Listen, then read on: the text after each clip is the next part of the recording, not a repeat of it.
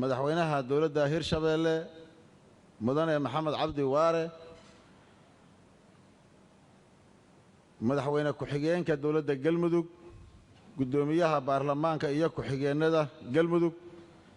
xildhibaanada labada aqal ee baarlamaanka federaalka Soomaaliya golayaasha wasiirada dowladaha xubnaha ka ah dowladda federaalka Soomaaliya bulshada rayidka ah xubnaha ka fadhiya xafiiska qaramada midoobay xubnaha wafuudda la socota madaxda dhammaan marti sharafta ka soo qayb gashay munaasabadan assalaamu calaykum waraxmatullaahi wabarakaatu mudanayaal iyo barwooyin sharaf weyn ayay inoo tahay aniga dowladda iyo shacabka Galmudug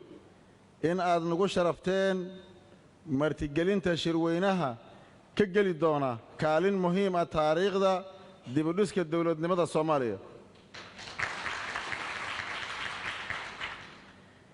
shirkani wuxuu imaanayaa iyada oo muddo dheer ay ka soo wareegtay kulan ay isugu yimaadaan dowladaha xubnaha ka ah dowladda federaalka Soomaaliya walaalayaal waxaan idinkaga mahadcelinayaa sida sharafta iyo qadarinta leh ee aad u aqbasheen gogasha ay fidisay dowladda Galmudug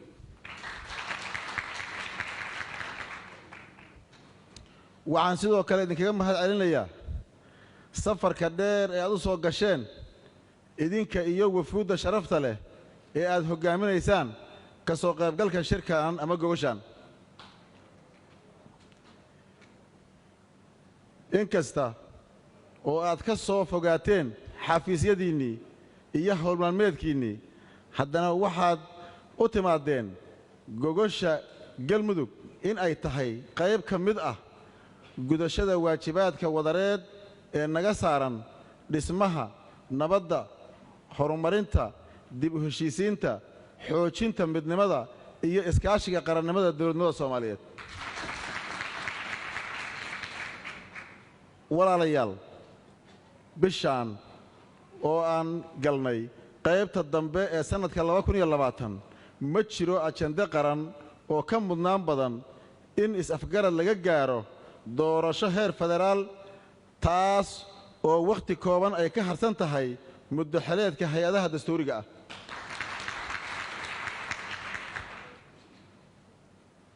mudanayaal iyo marwooyin ujeeddada gogosha Galmudug waxay ku salaysan tahay in madaxweynayaasha dowladaha xubinta ka ah dowladda federaalka Soomaaliya ay uga wada tashadaan hannaan doorasho oo xor iyo xalaal ah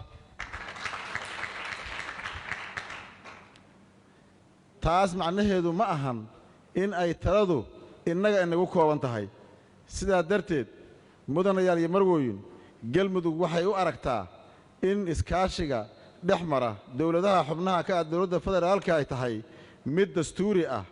isla markaana lagama maarmaan u ah taabagelinta himilooyinka qaran ee howlaha culus ee dalka hor yaalla sida dhammaystirka dastuurka dimuqraadiyeynta la dagaalanka argagixisada dhismaha ciidan qaran dib u dhiska dalka iyo horumarinta dhaqaalaha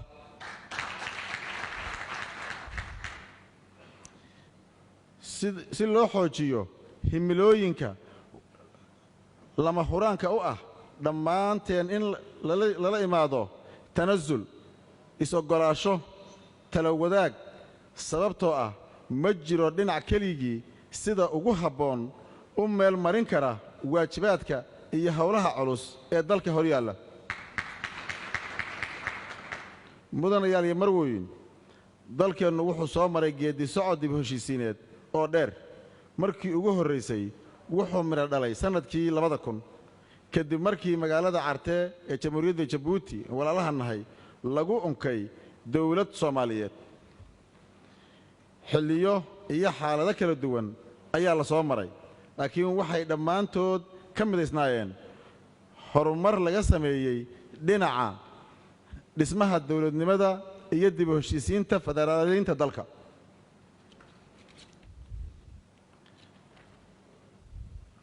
muddooyinkan dambe waxaa dhaqan siyaasadeed oo ay Soomaalidu ku faanto ay noqotay in doorasho la qabto 4 sanaba mar doorashada joogtada ahi waxay qayb ka noqotay ogolaanshaha iyo xasiloonida siyaasadeed ee dalka mudanayaal iyo marwooyin xilliga aan ku jirno awgiis shacabka Soomaaliyeed waxay maanta indhaha ku hayaan gogosha galmudug taalla gaar ahaan caasimadda waxaan rajaynayaa in shirkan ay ka soo bixi doonto aragti midaysan oo marxaladda kala guurka lagu maareeyo walaalaha Soomaaliyeed waxaan u cadeynayaa in ujeedada gogoshan ay tahay in ay xal ka ahaato mar kale xal ka ahaato dhammaan hawlaha taagan ee u baahan maareynta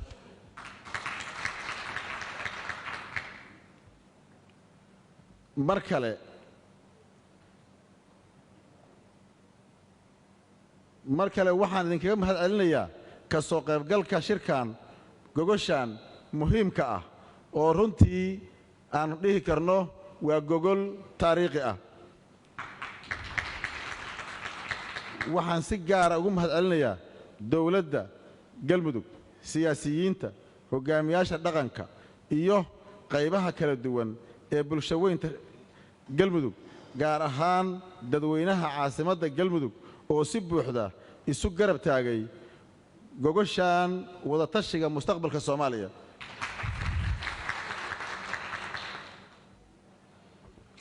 mar labaad iyo mar saddexaad dhammaan marti sharafta